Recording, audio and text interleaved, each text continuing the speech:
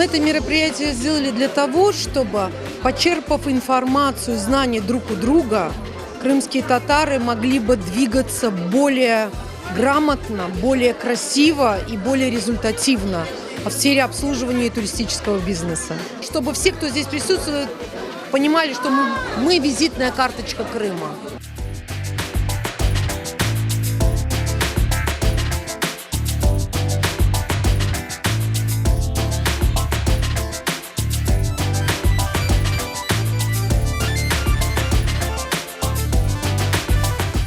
Это развитие, это двигатель, это без этого никак.